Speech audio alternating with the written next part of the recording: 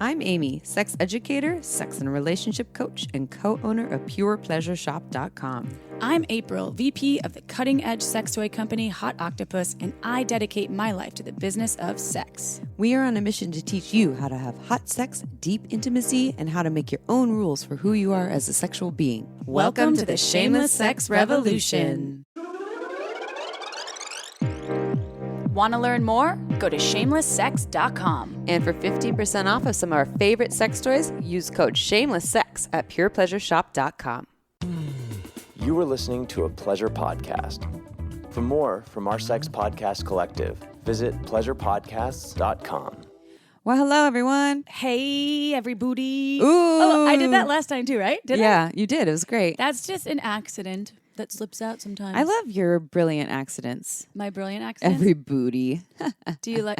The universal orifice. Or what else could you say? Hello, anal buddy. Anal gangbang. Anal gang. The anal gangbang. The anal gangbang. I'm here for the anal gangbang. I think we said that last time too. Damn it, everyone's already tuned in. They're like, is this a repeat episode? It is a rerun. This is not a rerun because last week we did this episode with Erik Everhard, and we didn't realize this before we recorded, but it's anal sex from a porn star's perspective. He's been in like over 3,000 porns, and he's also a director. And so it's from his perspective as being the penis-owning individual who's penetrating asses. And we didn't realize that was the perspective there, which is perfect because now we're going from a bottom's perspective. So as a human who is being penetrated, maybe you have been or you want to be for anal sex, and we are going to come from that perspective because, well, we've been penetrated before. So. Have you ever tried to calculate? I was just doing this because Erik Everhard's 3,000 films. Have you ever tried to calculate how many times you've been penetrated? Anally? No, anally, vaginally, penetrated. I have no. Me neither. I just thought about it. I was like, I have no idea. Oh my God. No, I mean, I have a list of riddle. I have a list of all the people that I've had penetrative sex with. Me too. You told me to do it, so I did it. Yeah, your list is still probably under 20. You want me to out my list? No, I mean, I know that your list is, well, you've been in long-term relationships for most of your life. Yeah. Your adult life. I have. Yeah. Well, I have too, but I had a lot of in-betweens. I had a lot of shame about earlier things that happened. So for me, when I was with a partner that knew about like some of my shit and that I was basically into and sometimes not into and back and forth, it was easier for me to stay sometimes and go. But this was what growth is, right? Yeah. It's like doing the work. And so for me, I was like, oh, I'm not good enough to be loved by anyone else. So I did stay in a lot of long-term relationships, longer than I probably normally would in this day and age in my late 30s. Yeah. Oh God, I'm in my late 30s. Ooh, late 30s. Yeah. I have a question about anal. How often do you, when you've been single and you've had casual sex, has anal been a part of it, or is it usually when you're in relationships? It's never been a part of my anal. Well, you're kind of new to it, though, and you've been with the same partner for a long time. So, yeah. It's never been a part of my single life.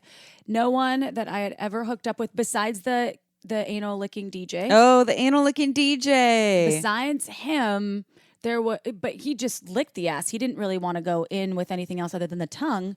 And other than that, that was the only person that had attempted any play at the butt. Yeah. In my singledom. And I also would have been a hard no. Yeah. Because of where I was at. I played with someone's butt in my singledom. Oh, you played with their butt? Yes. You with your fingers, your mouth? I was the giver, not the giver. What'd you give them? I was not the receiver. was it wrapped in a bow? I gave them some fingers. Oh, two? You're with your gnarly nails that you have right now that she's showing? So right she's now, doing the two I fingers would not up. do it. My two fingers are up, and I have some acrylic nails happening, which I've never really had before. Ouch! Because I've been demoing sex products on my virtual trade shows for the last month, and so I felt that it was necessary for me to get long ass acrylic nails, and so I would not be going deep anal in anyone right now. Yeah. And actually this morning my partner, who is the first penetrator of me ass was like, put some fingers in your ass. And I was like, I can't, I got the nails. And I held them up just like that. I was like, I can't do it. Oh my God. You know, one tip for that is that I've heard from no acrylic nails. No, it's so from Rain to Gray. She's been on our podcast before, and she loves anal sex, but she loves penetrating people. I believe she said this, but maybe it's a different sex educator. You take the latex gloves, but you put a cotton ball at the end, where you put your finger in the hole for the finger holes of the gloves, and that cotton ball can cover the nail so that you have a soft cushion. I have some sexy black latex gloves right now that actually look. Ooh, you can do that next time. It's like penetrate your ass. Like, wait 1 second. I never thought about that. Yeah. I don't know if I have any cotton balls. I use the cotton pads. I have cotton balls. I'll send you home with some cotton balls. What about like a finger condom and then another finger condom and then a latex glove? Perfect. Still probably bust through. You can't really move that finger. It's so tight. It's like super condom. Finger cots are great. I remember when we had that's what they're called, finger cots. Those are the ones with just the single thing that goes over a finger. And they're usually in first aid kits. Like if you've ever worked in a restaurant, or you'll see people in the kitchen in a restaurant wearing one if they accidentally cut their finger, but they're still working. They put that over it, and there's a Band-Aid under it. But you can use those for sex. So we used to sell those at Pure Pleasure Shop when we had the brick and mortar store, the retail store. Now we still have the online store, and people would see them. They're like, are those tiny condoms? Like for like their finger size? Like, no, that's for fingers. It's not for dicks. So could you use those as a protective layer for just a finger if you wanted to finger someone's ass? That's what a lot of people use them for. That's why we sold them. So they're not just for medical bandage No, I mean coverage. they're sold just for medical, not for anal, but sex shops sell them for anal. So if you see them in a sex shop, that's what they're for. They're kind of fun. And then Rain DeGray, what she would do for her demos when she used to teach at Pure Pleasure is she would either do two different things. She would, if she was just using a finger on an ass, she would put finger cot over finger cot. There's like multiple layers. So she could go with a finger on the ass and it would and put a cotton ball at the end if she had a nail. And then when you're using the ass, then when you want to use a finger on the vag, if you're playing with a vag owner, you take one of the layers off of the cot and now you have a clean finger. And you can use it on the vag and then you can go back to the ass with that same finger because you never want to go ass to vag, but you can go vag to ass. And then every time you're going from the ass to vag, you just take another finger cut off. She would do that with layers of gloves too. You can't put multiple condoms on an actual hard dick because it just won't work. It's not a safe mechanism, but you can do it on dildos and fingers. You know, Kristen, who's been on our show many times. She's great. She always said to me when we used to work together at Fun Factory, and it was funny because she always said to me, she's like, you just have great lesbian nails. I was like, what do you mean? She's like well trimmed? Well, because no, they just don't grow. And so I was like, really? Oh, that's so nice. Thank you. She's and like, I realized over time that I didn't realize nails were a thing, but over time that my nails always were, yes, they're well kept because I'm so kind of OCD and germophobic about things. But over time I was like, yeah, I do, because I can just stick a finger in an ass or my vag or someone else's. Not right now. Vag, but not now. You should show her now. Like, I don't have lesbian nails anymore. I should send her a photo and be like, look. That's funny. I wonder how often she's looking at people's hands to determine if they have great lesbian nails. I don't know, but she has great lesbian hands because she has little tiny fingernails. They're so perfect. Cute. Yeah, but I think she's a biter on her nails. On the nails. Watch out for the hangnail. Ow. No shame in that. She's an ass biter or a labia biter. Maybe. We have a call to action that we did in last week's episode with Erik Everhard, looking for someone who can speak on hemorrhoids and how to have anal sex with hemorrhoids, because we've had multiple sex questions for this. I don't think we've received any emails from anyone about this. So if you are someone who can speak on it, or you are someone, I mean, I would imagine be someone who's in the medical field who would know more about how hemorrhoids even work in the first place, and then we can talk to our doctor friends if we don't hear from anyone too. Oh yeah, I can ask Remy. She's been on our show before. Remy is. We saw her out the other day. I love Remy. Remy's the best. We could. So if no one out there in the abyss knows of anyone that can give us good information to provide those folks out there with hemorrhoids, whether severe or light or however that looks, because those folks want to have anal pleasure too. Yeah. And I have some really close friends that have asked me over the years so many times about, what about anal sex? How do I deal with this with my hemorrhoids? I've had this issue for a long time after childbirth, after just sometimes life. Sometimes it's actually hereditary. So there are things that I know I didn't want to suggest because I was like, just lube it up and go for it, because she might want more to kill it. Me. Yeah. I'm like, I don't know about that. Yeah. So if you're someone that has any sort of resources or connections for us, let us know. Email us at I think we want contact@shamelesssex.com. Info, contact. Yeah. They both go to us. Go find one of them. Sometimes. I check my email sometimes. Sometimes. Amy's like, did you see that email? I check the email like 80 times a day. Sometimes I have too much. 7 email accounts, and I need to actually put like an out of office responder about my shameless sex. Like, I check my emails. Rarely. But Amy checks them all the time. I know. So. I do actually tell people that when they're like, I emailed you 3 times. I'm like, email Amy. She's on it. Let's talk about our own anal sex stories. We'll do tips and things too, but we'll start with some actual anal sex stories. So let's start with really good anal. April, describe. You want to start with the good news and not the bad news? Let's start with the good news so we don't scare people right away out of anal. Let's see here. So So the good news is I'm not going to actually share a story. I've shared this several times on the show, and I think the good news for me is that I was never scared of anal sex. I was curious. However, I had several different exchanges with butt play, meaning fingers in my butt or a cock that tried to go in my ass that was painful, and so that became scary. So there was a little bit of fear for me, and I had butt plugs, I had things, and I just never went down the path because I think I was just thought it wasn't for me. And we answered this question, I think, on the Erik Everhard episode in the intro about, is anal sex just not for me? And I was one of those people. I was still so incredibly curious, and I had a deep desire to want to explore that because I knew about the erogenous zone that is the ass, and I wanted to experience it on whatever level, whether it was just like a finger. So with my the person that has had anal sex with me for the first time, who is really, I think, experienced with anal play on whatever level. Like receiving it? Like giving it. Okay. Was patient and was also, there was no pressure. It was a work in progress that he knew that I wanted to experience this pleasure with him, and he was willing to be patient and gentle and slow. Yeah. And so the news about this, the good anal story is that I now, since I first had anal sex, which was in 2018, January, I remember. It's on our shared calendar. It is on the anniversary. That since then, I believe now my orgasms not only are more enhanced every time I just even have a finger in my ass, vaginal stimulation with a finger in the butt. I've had some of the most powerful, long, just full body orgasms with anal play. And so it's something that didn't take a long time, but it's so, like, for me now, it's a treat. And I absolutely love anal play. I love toys in the butt, or a cock in the butt, or fingers in the butt. Not all the time, and we'll get into this later when we talk about some other not so good anal, but I think that's my really good story, because if I would have continued being in that fear state, or being in that state of thinking that it wasn't for me because of a few bad experiences or uncomfortable finger feeling in the butt or too intense, I would have not been able to achieve the orgasmic bliss that I've had in the last few years, I guess a few years. Yeah.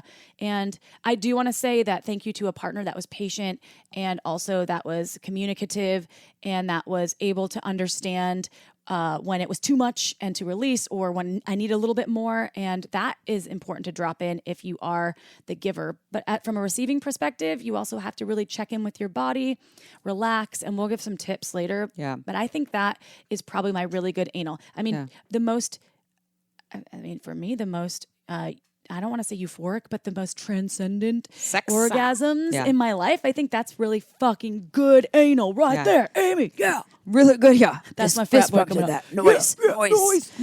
Some of my really good anal. What about you? I've had a fair share of really good anal as well, and we're going to talk about first time anal stories as well. So I'll tell more. But when it was at a younger age, not like it wasn't like 13 or anything, but it was like I only had sex. I won't tell that story right now, but it was in my newer days of having penetrative sex in general. But I have been the person who helped facilitate first time anal for a number of partners, meaning they had never penetrated anyone anally, and it's a really fun, wonderful thing to be the teacher in that. At least for me, it's something that I'm confident in, because I learned the hard way, no pun intended. But and I've had some unpleasurable anal sex experiences, and I've taken a lot of anal sex classes, owning a sex shop, being a sex educator, where I knew a lot about how to do it. One, from hearing about it and seeing a lot of demos and information on it, but also from having a lot of my own experiences. And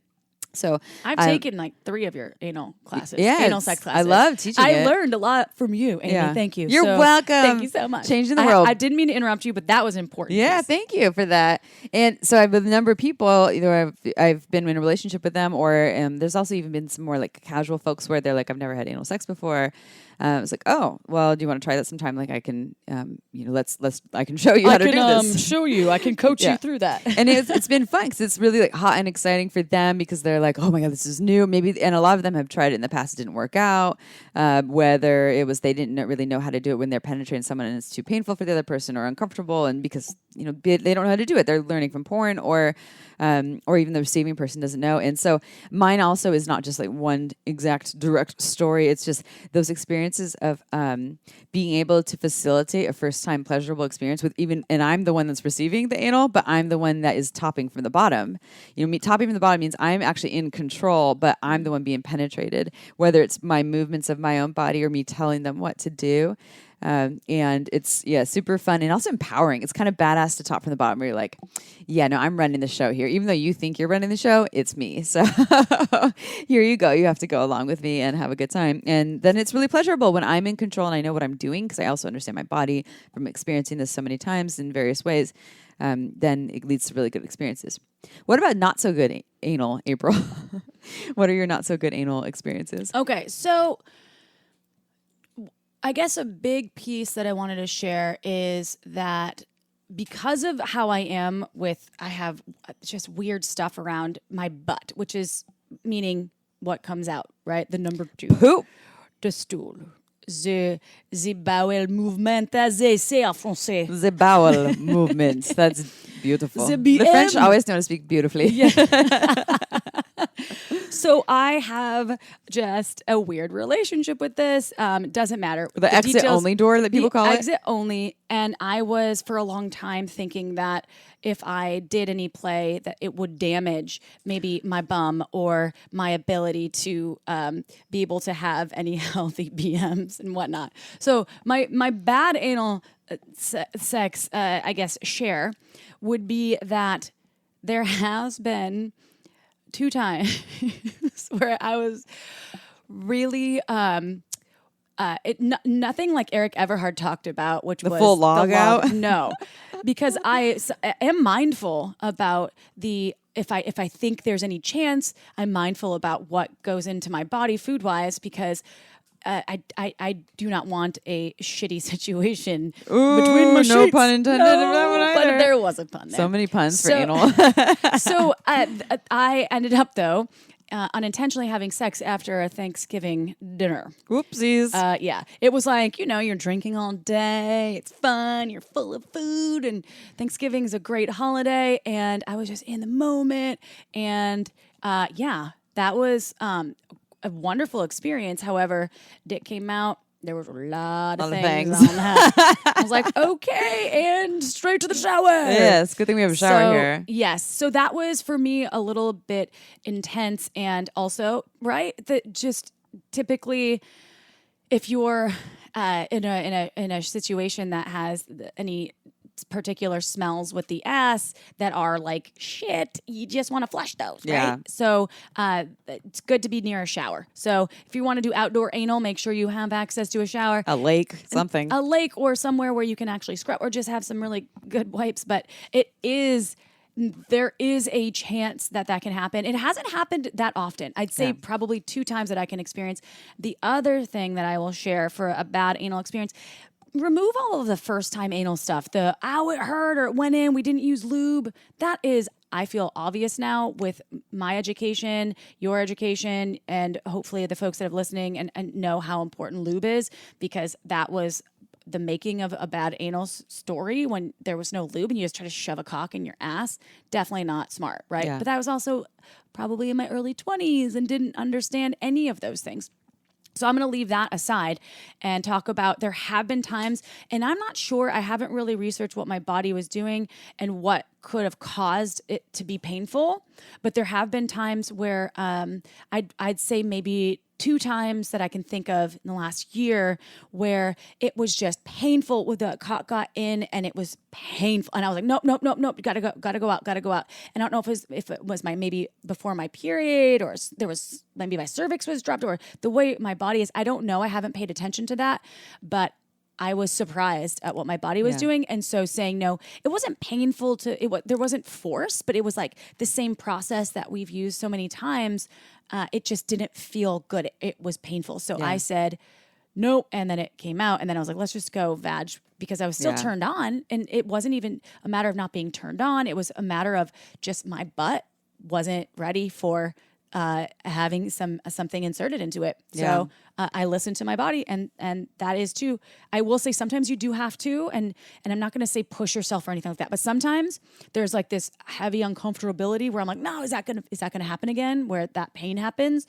And I've like worked through it and it's been really pleasurable, but it takes, and we'll talk about the tips, but it does take you to really drop in and feel it. But if you're at like an 8 or a 9 or a 10 with pain, just remove yourself and go out. But if it's like a 6, a 5, work with it a little bit. And then a lot of times I'll be like, wow, I'm so happy that I kind of moved forward with the penetration. So This podcast was brought to you by our beloved sponsor, Helix Sleep. Did you know you will spend around 1/3 of your life sleeping? Not to mention adding in all the sexy playtime you're having. So why not have a mattress that gives you some of the best sleep and maybe sex of your life? I didn't realize how much it actually mattered until I upgraded to my new Helix mattress. As a light sleeper who's often changing positions throughout the night, my new Helix Midnight mattress has been a total game changer. Helix knows that everybody is unique, so they have lots of mattress models to choose from, even mattresses that cool you down if you sleep hot. Helix makes it easy with their 10-year warranty plus a 100-day trial period to try out your mattress risk-free. And if you go to helixsleep.com/shameless, you can take their 2-minute sleep quiz to get matched with the perfect mattress just for you. And guess what? Helix is offering up to $200 off all mattress orders and 2 free pillows for our listeners at helixsleep.com/shameless. That's helixsleep.com/shameless for up to $200 off and 2 free pillows. Go upgrade your sleep right now. This podcast was also made possible by omgyes.com. OMGYes is a research-based online program that teaches you all about how to pleasure the pussy. OMGYes studied thousands of vulva owners to find out how they orgasm and then made beautiful animated modules and super honest short videos to give you ways to reach even more pleasure. I've been recommending OMGYes to my clients for years and it's been changing their lives. We all know pleasure is fluid and ever-changing, so why not add more tools to your pleasure tool belt? OMGYes is for everyone, so whether you are a vulva owner or you just love vulvas, OMGYes will give you the techniques to get your O-face on. There are 2 seasons to choose from and hundreds of gorgeous videos to explore. So go see what science says about pleasure and visit omgyes.com/shameless. That's omgyes.com/shameless to get $5 off your OMGYes access. Again, omgyes.com/shameless. Go check it out. Now back to the show.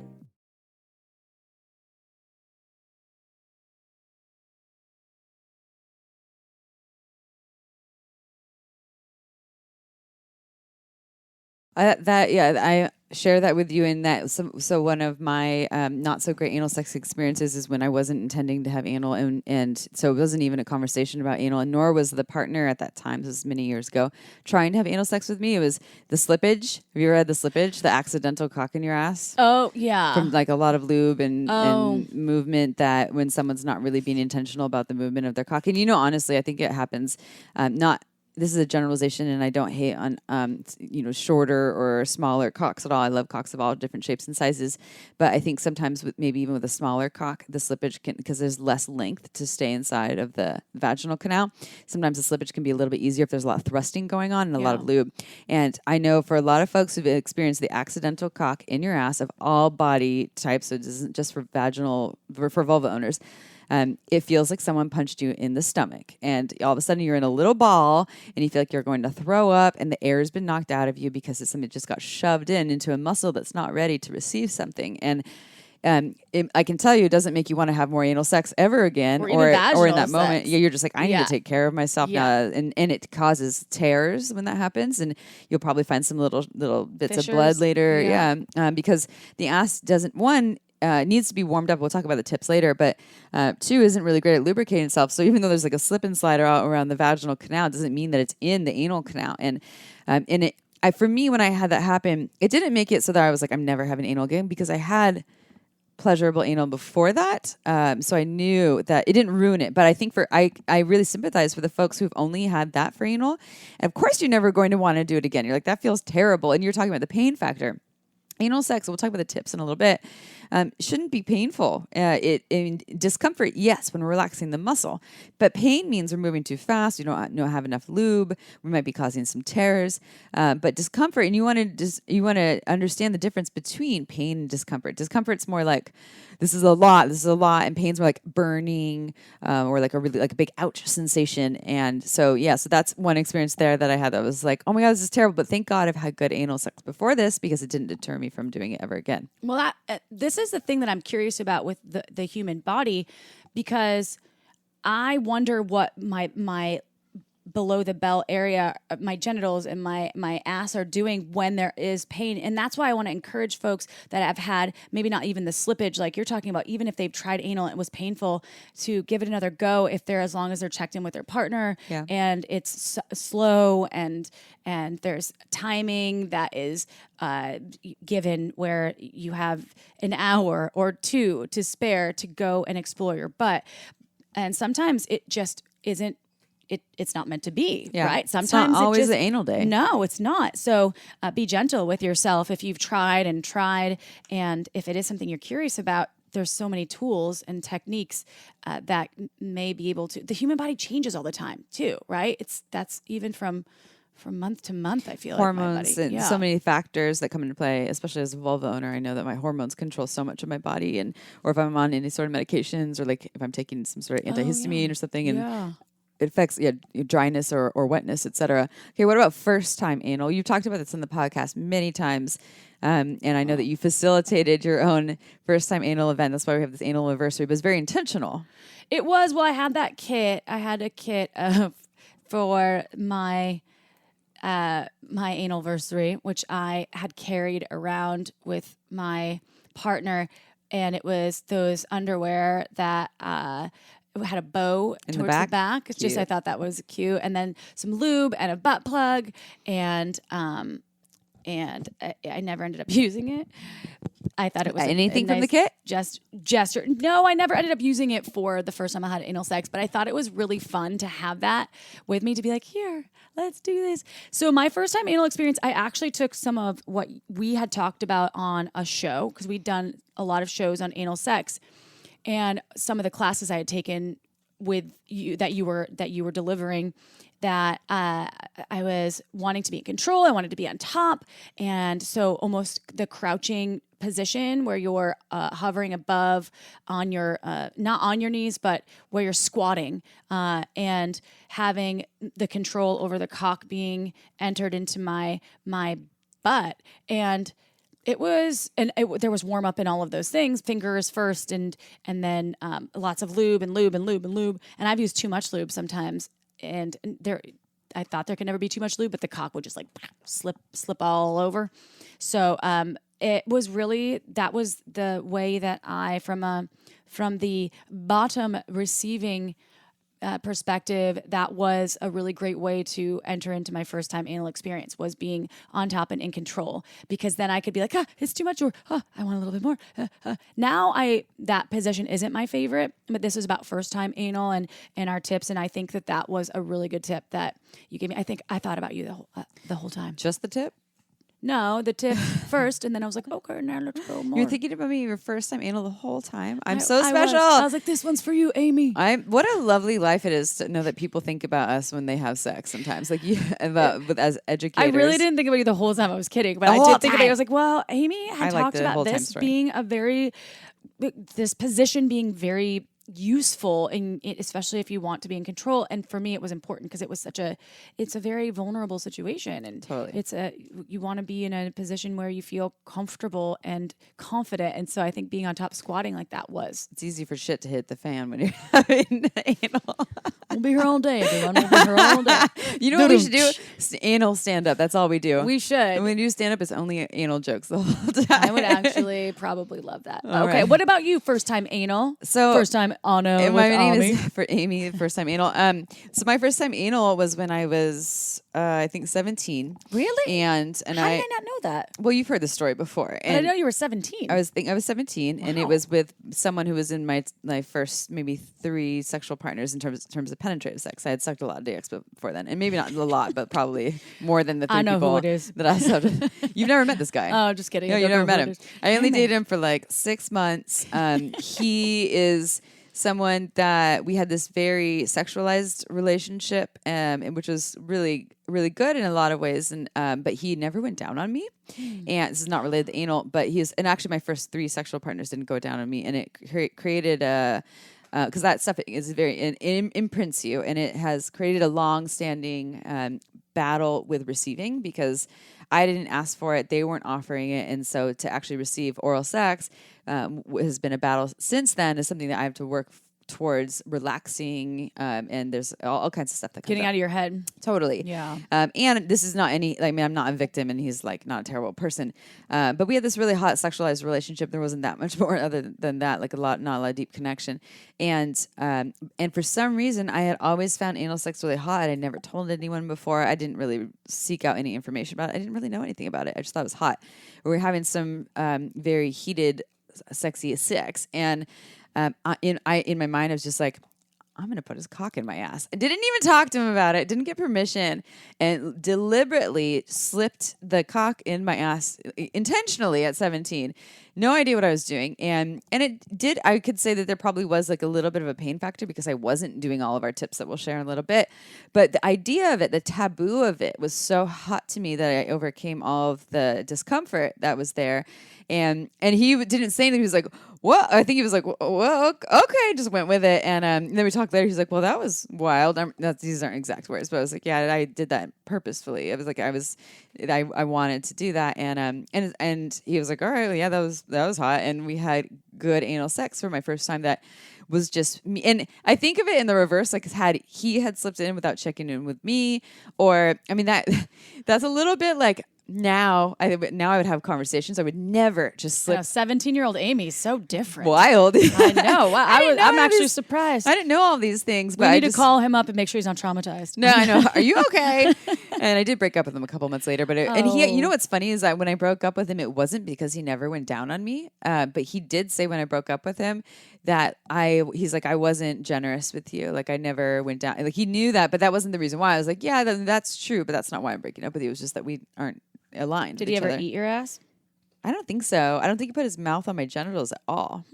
So anyways, so that was some first time anal. It was just like, and I don't think that's how most, at least vulva owners or bottoms have first time anal, where they just like, I want this in my ass. FTA, Amy. FTA. All right. And, First time anal. Last question before we go into our tips. How often do you actually have anal sex? And within the anal sex category, I'll say penetrative anal sex with a cock or a dildo, but also like mouth or fingers on your ass. Are you talking like an average? Per Just, month? Yeah, Per whatever week? you want. What are we talking about? Per week, day? month. Yeah, whatever you want to do. I want you to go calculate right now. Do the numbers. Is this a median? I want an Excel sheet. Yeah. Let's see. I would say... Well, because Erik Everhard said he actually really doesn't have a lot of anal unless it's for porn. I probably have more anal sex than most people Yeah, you do. that I know. And I would say I'm probably up there with some of my bottom friends from Miami and South Beach. Give it up, South Beach. South Beach bottoms. South Topping from the bottom. Seriously, they'd be proud.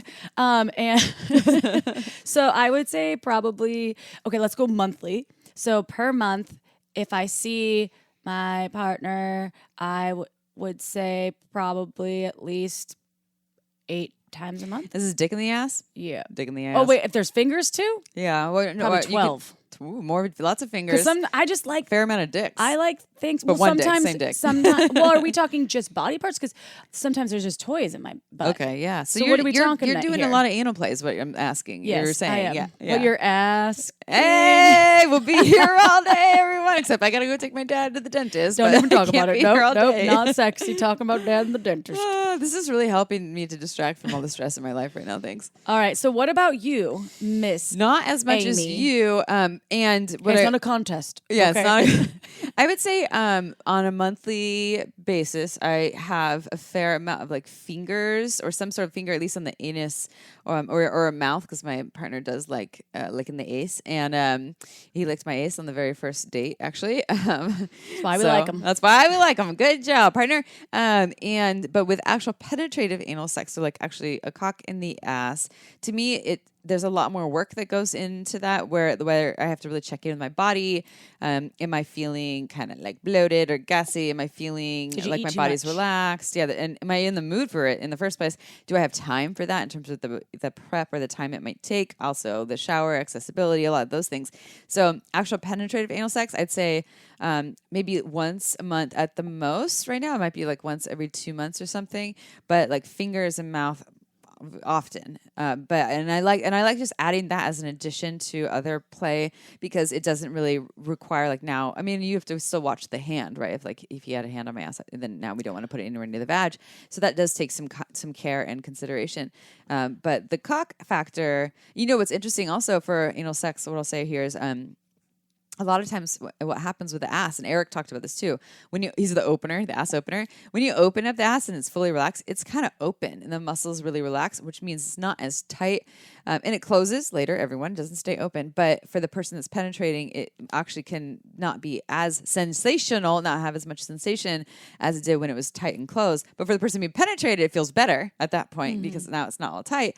But now all of a sudden the cock can maybe go soft, or now they're wanting more stimulation. And I usually, after a little bit of penetrative anal play, I'm like ready to move to something different. This is one tip too. I just thought about, which we'll get into full tips soon.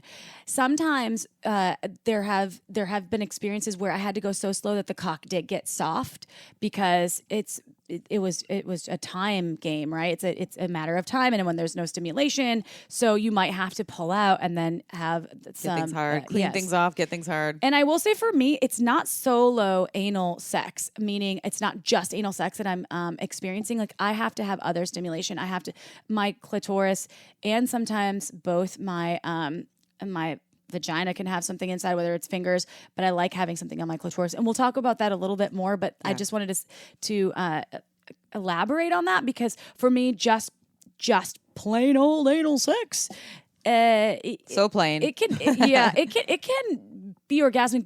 It just, I feel like anal penetration enhances my orgasms, my cervical vaginal orgasms. If that makes sense to folks out there. This is like total side note, but Paige, our wonderful Instagram human that runs the Instagram show for us, part of the Shameless Sex team, she is awesome. And she posted a thing, I think it was like the top 5 kinks in the US on our Instagram.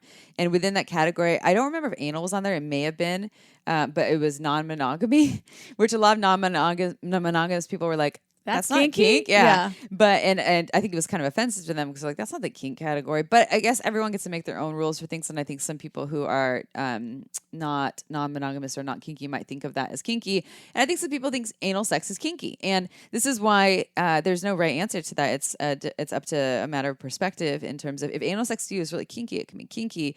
And for some people, it's just like, an average part of their day, and it's not wild. And it just, the definition of kink is, so I'm not, this is a tangent, but I thought about that when you were saying that for us, anal sex wouldn't be a kink. Although when I first had anal sex when I was 17, it was the taboo of it that was so hot. I've never done this. I don't know anyone who has. I don't even know if this is okay. I'm going to do it. Now it's extra sexy. I use the fact about, in my current partnership, we talk about how, like, oh, you want to penetrate this tight little asshole. Yeah. We do that kind of stuff, which is really hot. There is something taboo about it. I don't know about maybe kinky and taboo they can be cousins or sisters or something, because for me it is hot. There is something taboo about it. Yeah. Even though it's a more normal part of my sexual experience now, it's still taboo. And I think I love taboo sex in whatever way.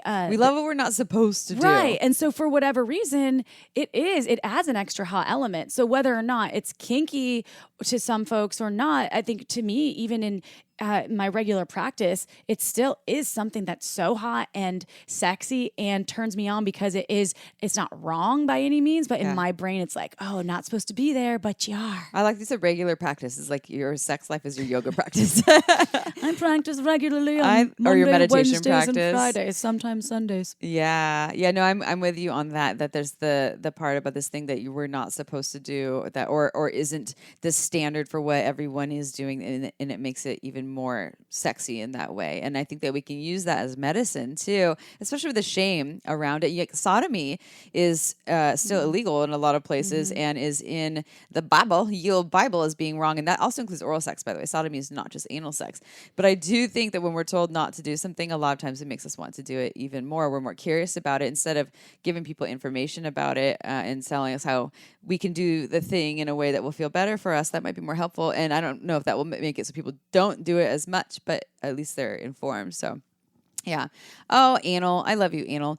Okay, we're going to go into some tips and tricks for how to have awesome anal sex from a bottoms perspective. Before we do, we would like to give a shout out to one of our beloved sponsors. You have heard us talk about them before. It's Field. It's an app that you can get on your iPhones, probably all smartphones these days. I don't know if it's just iPhone compatible, but Field is an awesome app that is alternative dating app. So it's not just your mainstream dating app. What does that mean?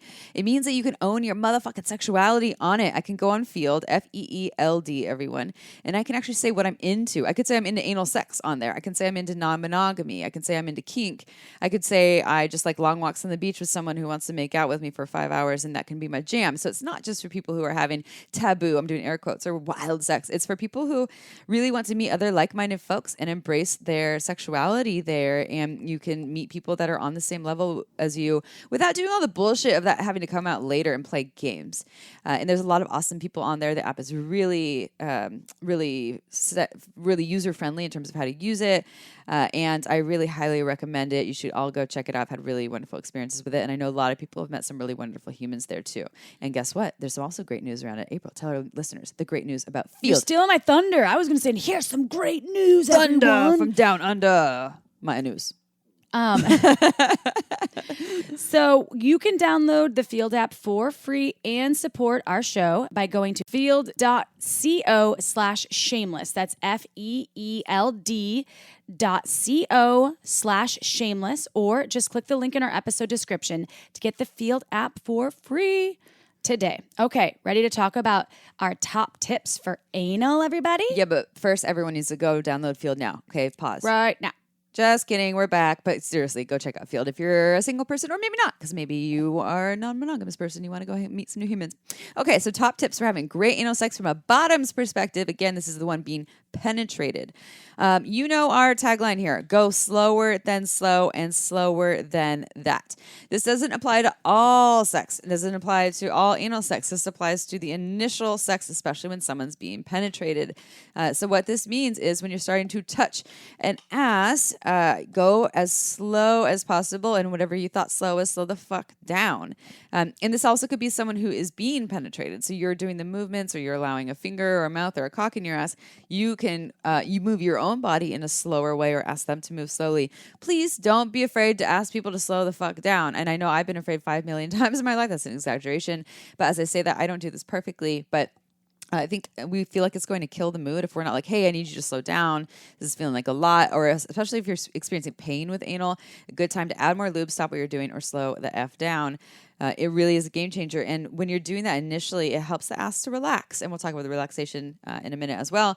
But then it means that you can eventually move to faster and harder, but you can feel within your own ass when it's ready. And it's when you don't feel the discomfort, and you certainly don't feel any pain, and you feel like your ass is opened up, then you can do fast and hard. You can really go crazy fast and hard with anal sex and vaginal sex too, but it's when your body is ready and the slowness will help to get you there. And sometimes the fast and hard does require a reload of lube because even the silicone lube, even Uber Lube, which is my absolute favorite, and this is not an ad for Uber Lube at all right now. It's just the truth for me. I have tried lots of other lubes, and Uber Lube is my favorite for anal, but you'll have to reload. Yeah. And so lots and lots of lube, and silicone is great. We talked about it with Erik Everhard on our last show. Lube preference. Yes, and it's also for me as a bottom, and plus it's really easy to squeeze out something that has a pump top that's just like yeah. Or I don't know if that's how it sounds. It doesn't have a noise. It just is like it's zero sound. It's like a DJ. There's a DJ on the side. Think about the Tin Man, and if you're familiar with Wizard of Oz, it's like oiling up the joints. But you have to make sure, because the ass. Even if I had ejaculate and I ejaculated, I had a G-spot orgasm and ejaculated. I still am going into anal play. I love to add lube. Yeah. Because it's not enough. Like you were talking about the anal canal. It's not lubricating it itself. Isn't right. So lots of lube. Definitely use lots of lube, and I'll do a Uber Lube plug here. No You pun will? intended. Yeah. Oh. Well, because it's very fitting. So Uber Lube isn't just for anal sex. It's good for all kinds of sex: vaginal sex, oral sex, and anal sex. And like April said, it's great for anal because it's long lasting and never gets sticky, and you don't have to reapply a bunch because it's long lasting. And the ass isn't lubricating itself. So you definitely never try having anal sex without lube on hand. And again, we love silicone lube. So Uber Lube, fabulous for anal sex. Also great for vaginal sex because it doesn't change the pH the same way maybe water-based lubes will. It can change the pH a little bit, but it's very vagina-friendly, more so than a lot of other water-based lubes. Also great for oral sex because it has no flavor, no scent. It's some of the best lube that you can find on the market. Does it go rucker, rucker, rucker? It doesn't do that, but It in actually April's makes no head, sound. it does for some reason. I don't know how or why, but it does. And so if you want to try what we think is some of the best lube ever, not just for anal, but especially if you want to try anal, please try Uber Lube. You can join the fan club. Go to uberlube.com, use coupon code Shameless Sex. You get 10% off, but you also get free shipping, 10% off and free shipping. I am pretty sure you will fall in love with it. And the bottle itself is absolutely beautiful. Gorgeous. It's there's gorgeous. Something else that I thought of when you were saying that I Oiling wanted to, your doors. Oh, here's another thing I want to say.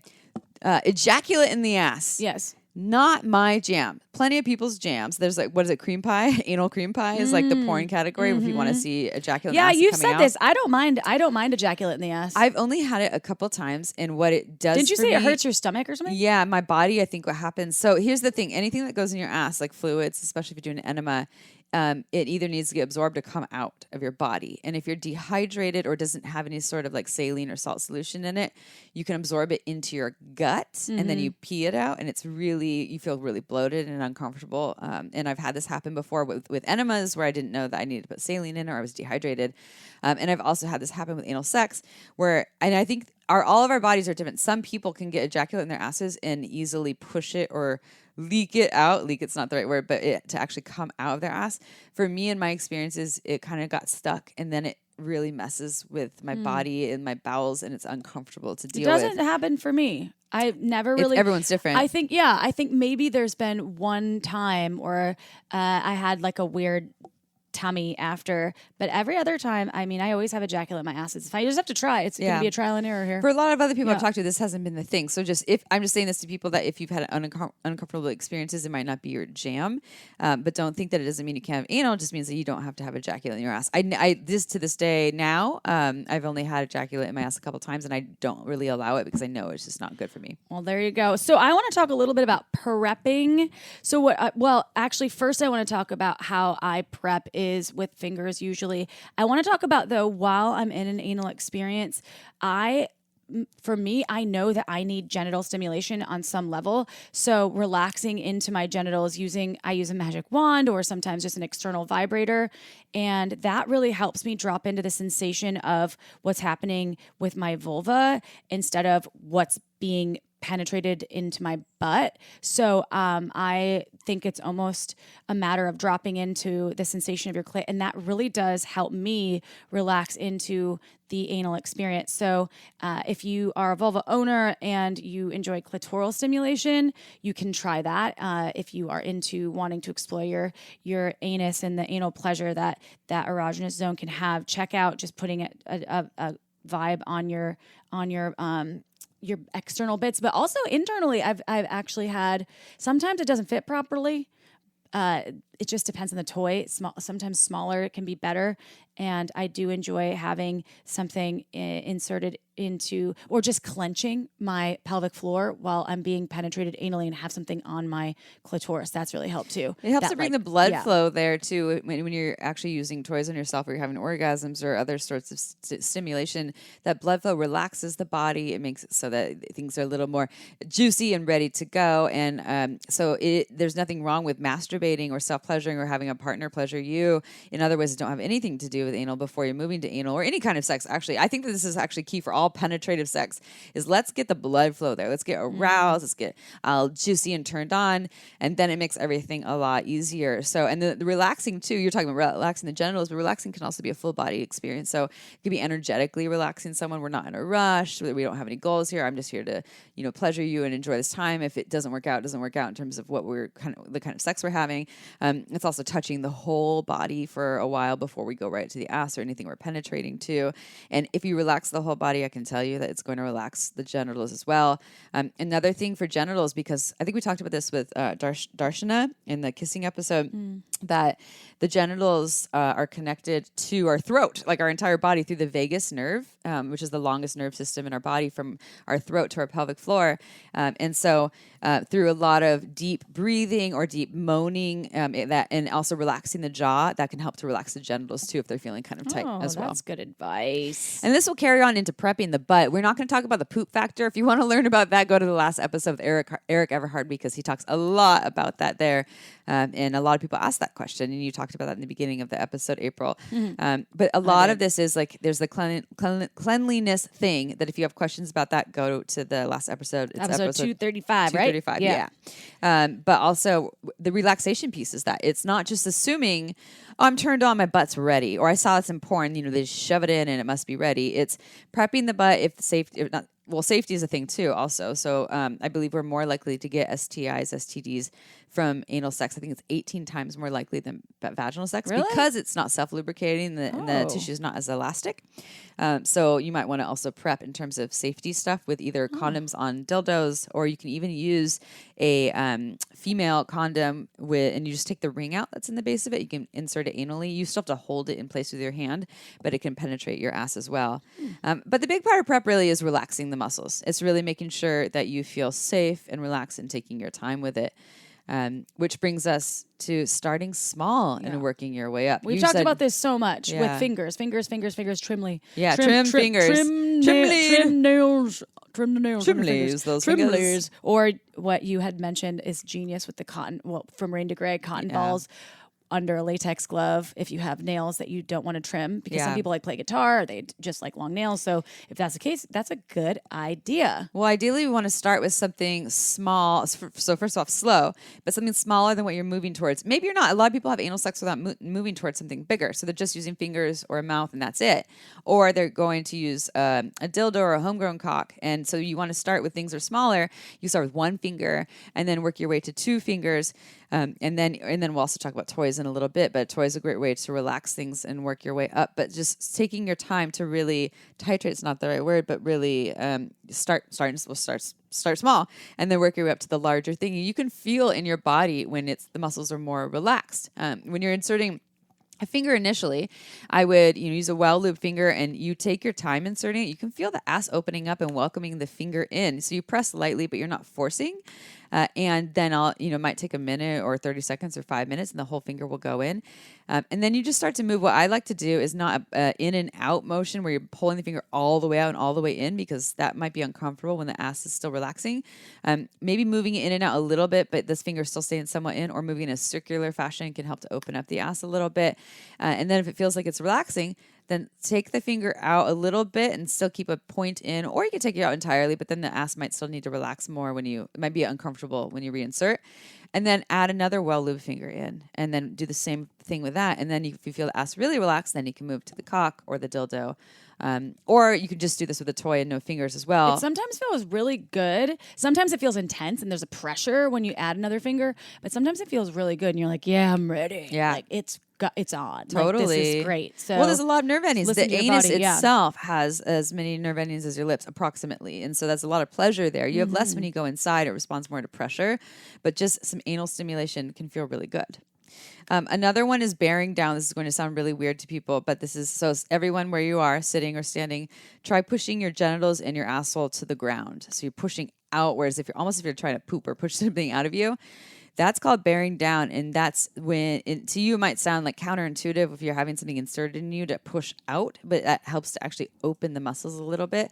So as you're inserting a finger, a toy, a cock, or a dildo in, if you bear down a little bit, it actually can open up and allow the thing to go inside of you. Nice. I like that. I have used that advice. Yeah, that was many one. times. I think I learned that from Rain DeGray as well. She's the ass extraordinaire. Yeah. And positioning you've talked about a lot. We've talked about it a little bit, where for the first time, if you want to be in control, being on top in that crouch kind of crouching squat position. Which again sounds kind of weird to people, and so I'll paint the picture for this. So April and I were talking about this before the show, because April's like, I don't love that position for all of my anal. And I actually don't really do this anymore for anal. It was when I was learning more about anal and how to do it that I was doing this in the beginning stages, when I was still learning my ass and how learning about my ass and how to be penetrated in a way that felt really good. And it meant that I was in control. So it was my partner laying down, and they were laying on their back with their legs out.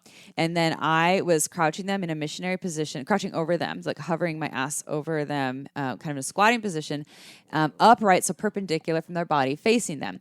And I have this well-lubed ass, and I'm just making my way on my own time onto the ass. And sometimes it gets on there in a minute. Sometimes it takes 5 minutes. Here's the thing, though, for the person that is the penetrator, they might go, if they're not using a dildo and they're using a homegrown cock, they could go soft, because I have to go really slow at times.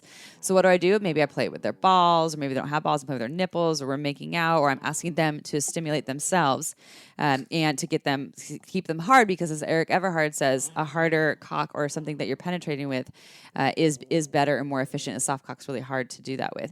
And so just making your way on. If you need to stop or go slow, do that. Do a lot of deep breathing.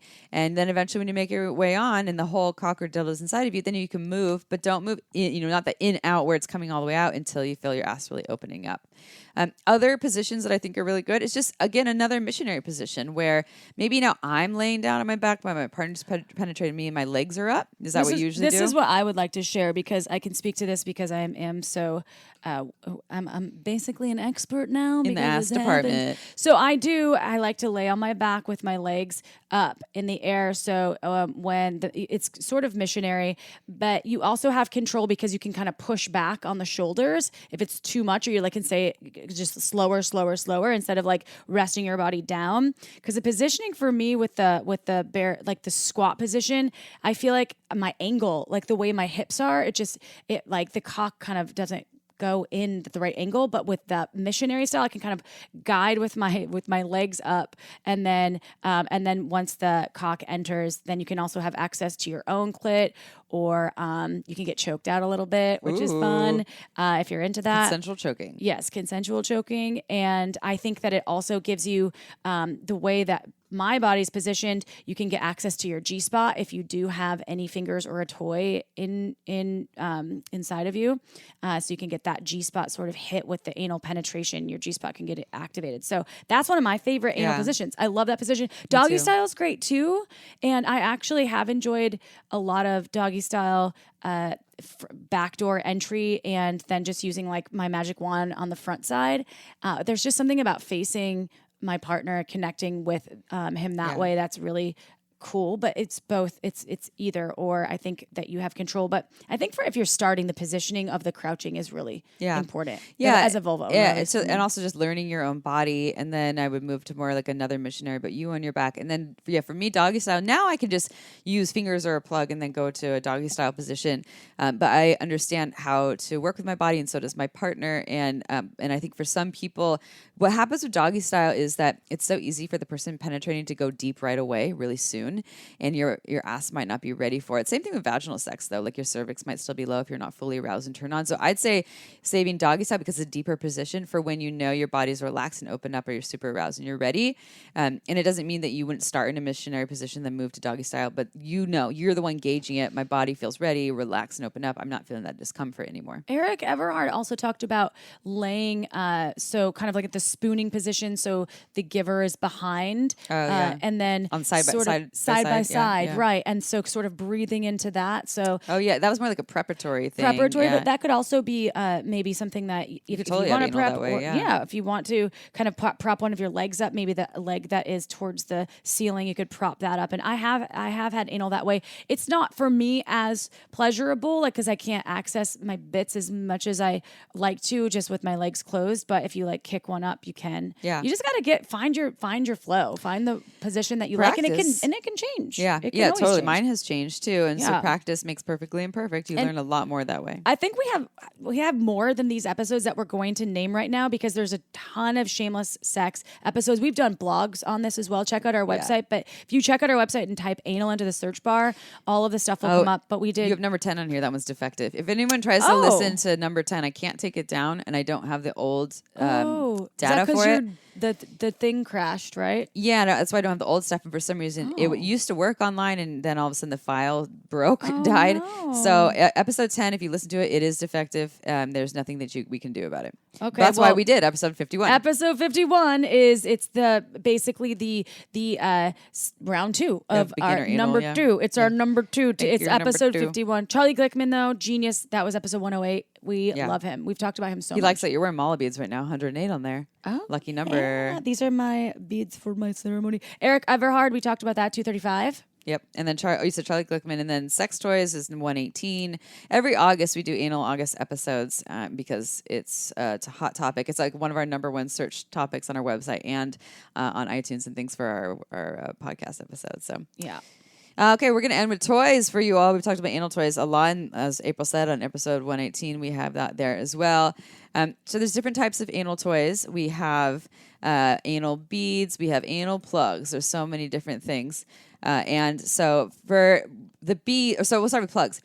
So we're not using anal plugs to plug our ass because something's leaking. We're using it to relax the ass or because they feel nice in terms of the feeling of fullness that they can provide. So some people use it not even to move to something larger, but a lot of times people use anal plugs the way we use fingers and things to move to something larger. So some of my favorite anal plugs are tapered at the tip. So they're almost like a point at the tip and then it gets wider as it goes down. They almost look like a little pacifier, and that tapered tip makes it really easy to insert.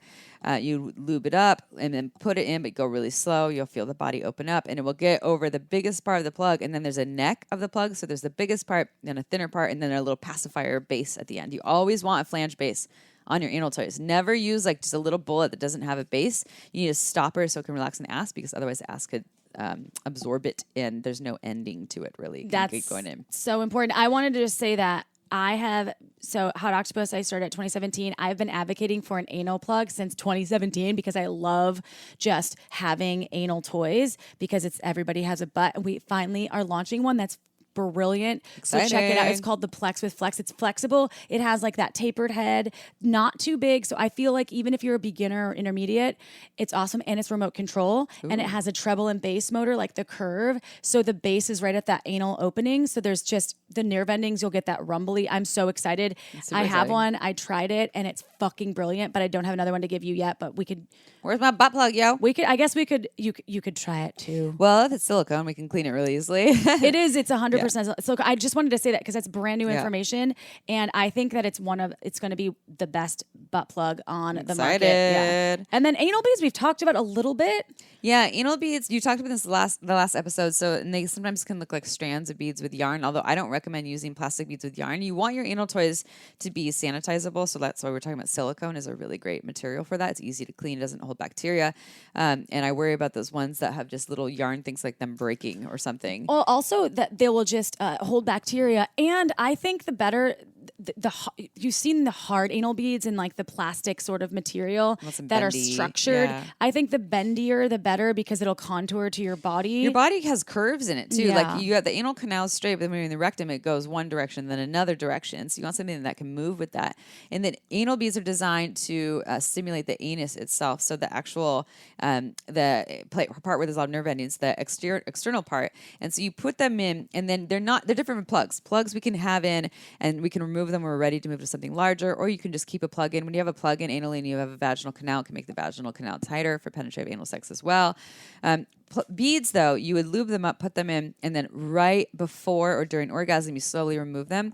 And it's the sensation that they give on the anus that pop, pop, pop, pop, pop, that can feel really nice. Something you sent to me back in the day, which was so funny. You're like, don't crank it out like you're starting a lawnmower. Like, you have to just take it out slowly, Ouch. like you're starting one of those. That's like painful. Well, yeah, and I actually don't have a lot of experience with anal beads. I have tried anal bead plugs. They're shorter, and they have the little, like just a couple little bumps on them, but not the full strands. I know some people that are really into them. But this is a great beginner anal toy if you're into actually just having the anus stimulated, or trying plugs if you want to experience that feeling of fullness. We have so many sex toys at purepleasureshop.com. If you go to the anal section, all of them are going to be made out of a non-toxic, non-porous material, and you get 15% off with coupon code Shameless Sex. And you can check in. You can always email me at amy@purepleasureshop.com, and I can give you guidance on how to find the right anal toy too. So when I worked at Fun Factory, I wanted to share this because I told you a little bit, but we came up with this when I worked there. It was like this technology called the Stronic. It was like a thruster. And so I had one from when I worked there. I never liked it vaginally. I was always like, it doesn't do anything for me, right? I was like, maybe for some people. Put it in the ass. So I put it in the ass just 2 weeks ago. Yeah. Well, my partner was like, wait, what about, and it was awesome. It was the thrusting motion in the butt, and then I was penetrated vaginally, and it was fucking awesome. Yeah. So I wanted to throw that out there because I had it. I thought it was a dead toy, which, by the way, does attest to the quality of those products because I hadn't used that toy since probably 2015. Yeah. And it worked. Yeah. And I don't even know if I charged it. Nice. And so They make the best toys. They do really Yeah. make great toys. And I obviously that technology is they engineered it and invented it. Yeah. But I just didn't think it was for me. So again, it's for like your ass. the age old concept of your body changes, or don't just throw out a toy that you maybe didn't like one way because you can repurpose it and use it in other ways. So Pure Pleasure, I know, has a Stronic, and it's from Fun Factory, and they have one with ridges and then one without.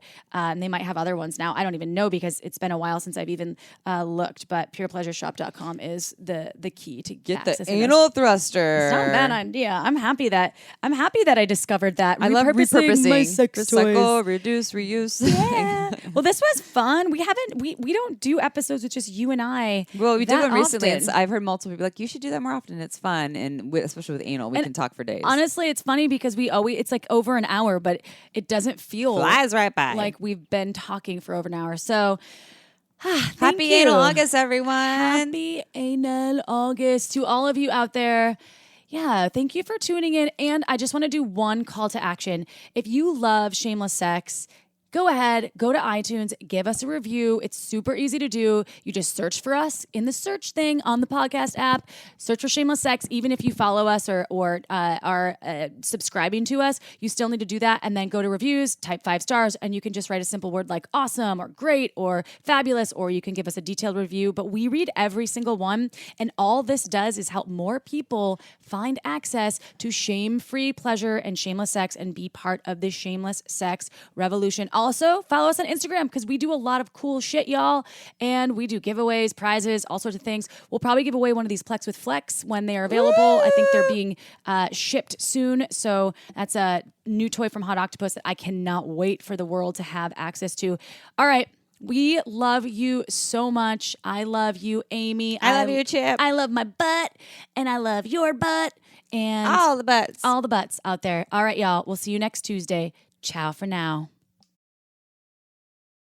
Started at 2017. I've been advocating for an anal plug since 2017 because I love just having anal toys because everybody has a butt. We finally are launching one that's brilliant. So check it out. It's called the Plex with Flex. It's flexible. It has like that tapered head, not too big. So I feel like even if you're a beginner or intermediate, it's awesome. And it's remote control. And it has a treble and bass motor, like the Curve. So the bass is right at that anal opening. So there's just the nerve endings. You'll get that rumbly. I'm so excited. I have one. I tried it and it's fucking brilliant, but I don't have another one to give you yet, but we could. Where's my butt plug, yo? I guess you could try it too. Well, if it's silicone, we can clean it really easily. It is. It's 100% silicone. I just wanted to say that because that's brand new information. And I think that it's going to be the best butt plug on the market. Yeah. And then anal beads, we've talked about a little bit. Yeah, anal beads. You talked about this the last episode. So, and they sometimes can look like strands of beads with yarn. Although I don't recommend using plastic beads with yarn. You want your anal toys to be sanitizable. So that's why we're talking about silicone is a really great material for that. It's easy to clean. It doesn't hold bacteria. And I worry about those ones that have just little yarn things like them breaking or something. Well, also that they will just hold bacteria. And I think the better. You've seen the hard anal beads and like the plastic sort of material that are structured. Yeah. I think the bendier the better because it'll contour to your body. Your body has curves in it too. Yeah. Like you have the anal canal straight, but then when you're in the rectum, it goes one direction, then another direction. So you want something that can move with that. And then anal beads are designed to stimulate the anus itself. So the actual the part where there's a lot of nerve endings, the external part. And so you put them in, and then they're different from plugs. Plugs we can have in, and we can remove them when we're ready to move to something larger, or you can just keep a plug in. When you have a plug in anally and you have a vaginal canal, it can make the vaginal canal tighter for penetrative anal sex as well. Beads, though, you would lube them up, put them in, and then right before or during orgasm, you slowly remove them. And it's the sensation that they give on the anus that pop, that can feel really nice. Something you sent to me back in the day, which was so funny. You're like, don't crank it out like you're starting a lawnmower. Like, you have to just take it out slowly like you're starting one. That's like painful. Well, yeah, and I actually don't have a lot of experience with anal beads. I have tried anal bead plugs. They're shorter, and they have the little, like just a couple little bumps on them, but not the full strands. I know some people that are really into them, but this is a great beginner anal toy if you're into actually just having the anus stimulated, or trying plugs if you want to experience that feeling of fullness. We have so many sex toys at purepleasureshop.com. If you go to the anal section, all of them are going to be made out of a non-toxic, non-porous material, and you get 15% off with coupon code Shameless Sex. And you can check in. You can always email me at amy@purepleasureshop.com, and I can give you guidance on how to find the right anal toy too. So when I worked at Fun Factory, I wanted to share this because I told you a little bit. But we came up with this when I worked there. It was like this technology called the Stronic. It was like a thruster. And so I had one from when I worked there. I never liked it vaginally. I was always like, it doesn't do anything for me, right? I was like, maybe for some people. Put it in the ass. So I put it in the ass just 2 weeks ago. Yeah. Well, my partner was like, wait, what about, and it was awesome. It was the thrusting motion in the butt, and then I was penetrated vaginally, and it was fucking awesome. Yeah. So I wanted to throw that out there because I had it. I thought it was a dead toy, which, by the way, does attest to the quality of those products because I hadn't used that toy since probably 2015. Yeah. And it worked. Yeah. And I don't even know if I charged it. Nice. And so they Stronic, make the best toys. They do really make great toys. And I obviously that technology is they engineered it and invented it. Yeah. But I just didn't think it was for me. So again, it's for like your ass. the age-old concept of your body changes, or don't just throw out a toy that you maybe didn't like one way because you can repurpose it and use it in other ways. So Pure Pleasure, I know, has a Stronic, and it's from Fun Factory, and they have one with ridges and then one without. And they might have other ones now. I don't even know because it's been a while since I've even looked, but purepleasureshop.com is the key to get the anal thruster. It's not a bad idea. I'm happy that I discovered that. I love repurposing. My sex Recycle, toys. reduce, reuse. Yeah. Well, this was fun. We don't do episodes with just you and I. Well, we did one recently. Often. I've heard multiple people like, you should do that more often. It's fun, and especially with anal, we can talk for days. Honestly, it's funny because it's like over an hour, but it doesn't feel flies right by. Like we've been talking for over an hour. So. Happy Anal August, everyone. Happy Anal August to all of you out there. Yeah, thank you for tuning in. And I just want to do one call to action. If you love Shameless Sex, go ahead, go to iTunes, give us a review. It's super easy to do. You just search for us in the search thing on the podcast app. Search for Shameless Sex. Even if you follow us or are subscribing to us, you still need to do that. And then go to reviews, type 5 stars, and you can just write a simple word like awesome or great or fabulous, or you can give us a detailed review. But we read every single one. And all this does is help more people find access to shame-free pleasure and shameless sex and be part of the shameless sex revolution. Also, follow us on Instagram because we do a lot of cool shit, y'all. And we do giveaways, prizes, all sorts of things. We'll probably give away one of these Plex with Flex when they are available. I think they're being shipped soon. So that's a new toy from Hot Octopus that I cannot wait for the world to have access to. All right. We love you so much. I love you, Amy. I love you, Chip. I love my butt, and I love your butt, and all the butts. All the butts out there. All right, y'all. We'll see you next Tuesday. Ciao for now. Want to learn more? Go to shamelesssex.com. And for 15% off of some of our favorite sex toys, use code SHAMELESSSEX at purepleasureshop.com.